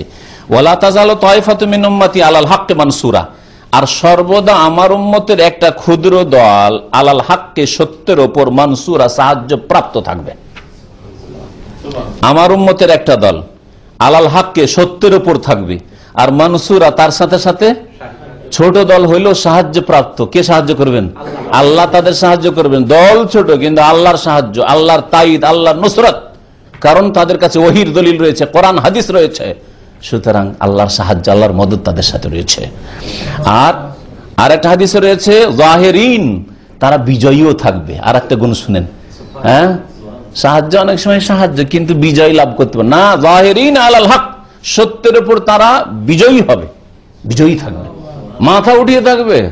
এমন নাই যে শতকরা 90টাই শিরক বিদআতে লিপ্ত, সুতরাং এই 10 জন 5 জনে কি করে হক কথা, তাওহীদ আর সুন্নতের কথা কি করে প্রচার করবে, এমন নয়। যাহিরিন আলাল হক লা ইয়াদুররুহুম মান খাযালাহুম, যারা তাদেরকে অপদস্থ করতে চাইবে তারা তাদের কোনো ক্ষতি করতে পারবে না। লা ইয়াদুররুহুম, সুসংবাদ যে আপনি হক কথা বলেন, কোরআনে হাদিস শিখেন আর প্রচার করেন, কোরআন হাদিসের ওহীর প্রচার করেন। লা ইয়াদুররুহুম, কোনো ক্ষতি করতে পারবে না। মান খাযালাহুম, যারা তাদেরকে লাঞ্ছিত অপদস্থ করতে চাইবে। আর খাজালা মানে হল অসহায় ছেড়ে দিতে চাইবে। কেউ যদি দুনিয়ার গরজে অসহায় ছেড়ে দেয়, অনেক সময় শাসকরা দেখে যে মেজরিটি তো এই শিরক বিদআতকারীদের সাথে, মাজারওয়ালাদেরই তো দল ভারী, পীরপন্থীদের দল, মুরিদানদের দল ভারী, সুতরাং ওদেরই সাপোর্ট করতে পারে। অসহায় ছেড়ে দিল সরকার, অসহায় ছেড়ে দিয়ে কিচ্ছু করতে পারবেন আপনার। আল্লাহ পাকের এই 3 দিনের দুনিয়ায় আপনি কেন এই পেরেশান হচ্ছেন যে আমার কি হয়ে যাবে? আপনার দুনিয়া যদি সামান্য ক্ষতি করে, আখেরাত তো বিগড়াতে পারবে না, আপনার আখেরাত তার খারাপ করতে পারবে না, কিন্তু তাদের আখেরাত খারাপ হবে। আপনার 2-4-10 দিনের দুনিয়া খারাপ করলো, আর তাদের চিরকালের আখেরাত খারাপ হলো আপনার উপর জুলুম অত্যাচার করে। সুতরাং আপনাদেরকে অসহায় ছেড়ে দিয়ে, যদি হকের ওপর থাকেন, আপনাদেরকে অসহায় ছেড়ে দিয়ে লাঞ্ছিত অপদস্থ করে, লা ইয়াদুররুহুম, তাদের কোনো ক্ষতি করতে পারবে না। ওয়ালা মান খালাফাহুম, আর যারা তাদের বিরোধিতাও করবে তারাও কোনো ক্ষতি করতে পারবে না হাত্তা ইয়াতি আমরুল্লাহ তাবারাকা ওয়া তাআলা, যতক্ষণ পর্যন্ত আল্লাহ তাবারাকা ওয়া তাআলার নির্দেশ না চলে আসবে। নির্দেশ চলে আসা মানে কিয়ামত চলে আসা। আর বিশেষ করে আমরুল্লাহ তাআলার তাফসীরে ভাষ্যকারগণ বলেছেন এই হাদিসের যে আল্লাহ পাকের নির্দেশ কিয়ামত হওয়ার পূর্বে এই হবে যে একটা সুন্দর বাতাস প্রবাহিত হবে, বরকতের বাতাস, যাতে যেই মুমিন মুসলিমগুলি ছিল ইমানদার সবগুলি রূহগুলি কবজ হয়ে যাবে, সব মারা যাবে, আরামে এরা মারা যাবে। আর তারপর শুধু কাফের পাপিষ্টগুলো থেকে এরা মরবে না, মুশরিক কাফের পাপিষ্ট বেদিন গোনায় ডুবে থাকা লোকেরা এরা থেকে যাবে। আর ওদের উপর কিয়ামত কায়েম হবে, যাতে করে কিয়ামতের ভয়াবহতা তারাই দেখে আর কিয়ামতের কষ্টটা ধ্বংস হওয়ার, পৃথিবী ধ্বংস হওয়ার কষ্টটা তারাই পায়, মুমিন যেন কষ্ট না পায়, তার আগে রূহটা কবজ হবে। এটা হচ্ছে আমরুল্লাহ তাবারাকা ওয়া তাআলা। আর এক হাদিস আর এক হাদিসের ব্যাখ্যা করে, আর একটি হাদিসে রয়েছে যে শেষ সময় এমন একটি সুন্দর বাতাস প্রবাহিত হবে যাতে মুমিনদের আত্মাগুলিকে আল্লাহ পাক রব্বুল আলামিন তার ফেরেশতাদেরকে দিয়ে কবজ করে নেবেন। এই হাদিস থেকে যা জানতে পেরেছি, বিস্তারিত আমার আলোচনা থেকে প্রায় জানতে পেরেছি, তবে আবার শেষখানে সার সংক্ষেপ বলছি। এই হাদিস থেকে বুঝতে পারলাম ওকু শিরক ফি হাযিহিল উম্মাহ, এই উম্মতেও শিরক ঢুকে পড়বে। এই উম্মতের কিছু লোকেরা শিরকে লিপ্ত হবে। আর যারা বলে থাকে যারা মুসলিম আবার কোথায় শিরক করে, কবর পূজা, এটা শিরক নয়, এটা ভুল কথা। মুসলিম সমাজেও শিরক ঢুকবে, এটা নবী সাল্লাল্লাহু ভবিষ্যৎবাণী আর তার বাস্তবায়ন হয়েছে। আলামুন মিন আলামে নবুয়্যতিহি, নবী সাল্লাল্লাহু আলাইহি সাল্লামের এতে মুজিজা রয়েছে, নবী সাল্লাল্লাহু আলাইহি সাল্লামের এতে মুজিজা রয়েছে যে নবী মুহাম্মদ সাল্লাল্লাহু আলাইহি সাল্লাম সত্যি নবী। কারণ হাইসু আখবারা বি আখবার, এমন এমন কথা বলেছেন ভবিষ্যৎবাণী হিসাবে যে ওয়াকা মাজমুনা কামা আখবার, যেমন ভাবে বলেছেন ওই রকমই হয়েছে, যেভাবে বলেছেন সেইভাবে হয়েছে। রোম সাম্রাজ্য তোমাদের হাতে আসবে, পারস্য সাম্রাজ্য তোমাদের হাতে আসবে, এসছেন আসেনি? কামাল ও শাফাকাতিহি সাল্লাল্লাহু আলাইহি উম্মতি, নবী সাল্লাল্লাহু আলাইহি সাল্লাম উম্মত সম্পর্কে কত যে দয়াশীল ছিলেন, কতই যে স্নেহ করতেন উম্মতকে, যে তিনি রবের কাছে নিজের ঘর সংসারের জন্য, পরিবার পরিজনের জন্য, বিবিদের জন্য না, উম্মতের জন্য চেয়েছেন, যা রয়েছে আল্লাহ এদেরকে ধ্বংস করিও না, এদেরকে যেন কেউ গোমরা না করতে পারে সেজন্য সতর্ক সাবধান করেছেন। আর তাদেরকে ধ্বংস করবে শিরকে, সবচেয়ে বড় পাপ শিরক, সেজন্য শিরক থেকে সাবধান করেছেন এবং শিরক সম্পর্কে বেশি আশঙ্কা করেছেন। যে পথভ্রষ্টকারী নেতাদেরকে বলি আমি খুব আশঙ্কা করছি তোমাদের জন্য। উম্মতকে সতর্ক সাবধান করেছে রাসূলুল্লাহ সাল্লাল্লাহু আলাইহি ওয়াসাল্লাম পরস্পর বিরোধিতা থেকে, ইখতিলাফ মতানৈক্য থেকে এবং গোমরাহকারী নেতাদের থেকে। দুনিয়ার গোমরাহকারী নেতা থেকে সাবধান, আর ধর্মের নেতা গোমরাহকারী নেতা থেকে সাবধান। ধর্মগুরু যারা পথভ্রষ্ট করছে, কোরআন এবং হাদিসের পথে নিয়ে যায় না, তাদের থেকে সতর্ক সাবধান। আর যারা জালেম শাসক পথভ্রষ্ট করছে, দুনিয়ার গরজে মানুষকে দিন ইসলামের দিকে আসতে দিতে চাই না, জাতিকে গোমরাহ করে দিচ্ছে, যুবকদেরকে দিন ইসলাম শিখার সুযোগ দিচ্ছে না, এদের থেকেও সাবধান করা হয়েছে। তাদের ডাকে সাড়া দিও না। নবী সাল্লাল্লাহু আলাইহি সাল্লামের দ্বারা নবুয়ত শেষ করা হয়েছে, খাতমে নবুয়ত, আমাদের এই আকীদা, এটা হচ্ছে ঈমান। আর কেউ যদি খাতমে নবুয়তকে অস্বীকার করে যে নবীর দরজা, নবুয়তের দরজা বন্ধ হয়নি, তাহলে এটা হচ্ছে কুফর।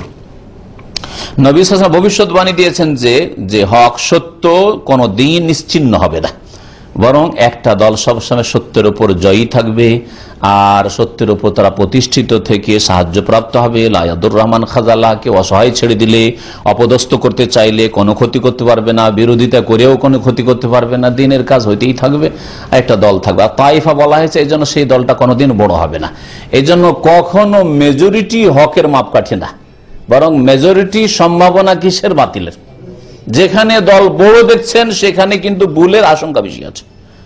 আর হকপন্থী সব সময় দুর্বল থাকবে, দেখে মনে হবে ক্ষুদ্র থাকবে, তাদের দল ছোট হবে। এটাকে হক আর বাতিল আর ভালো মন্দের মাঝে পার্থক্যকারী মনে করবেন না। মনে করবেন যে ভালো মন্দের মাঝে পার্থক্যকারী হচ্ছে কোরআন এবং হাদিস, ওহী, আর হক হচ্ছে সেটা যেটার সমর্থনে কোরআন এবং হাদিস রয়েছে, ওহীর দলিল রয়েছে। আল্লাহ পাক যেন কোরআন এবং হাদিস আমাদের বোঝার তৌফিক দান করেন এবং সেই অনুযায়ী আমাদের আমল করার তৌফিক দান করেন। সুবহান রাব্বিকা রাব্বিল ইজ্জাতি আম্মা ইয়াসিফুন ওয়া সালামুন আলাল মুরসালিন ওয়ালহামদুলিল্লাহি রাব্বিল আলামিন।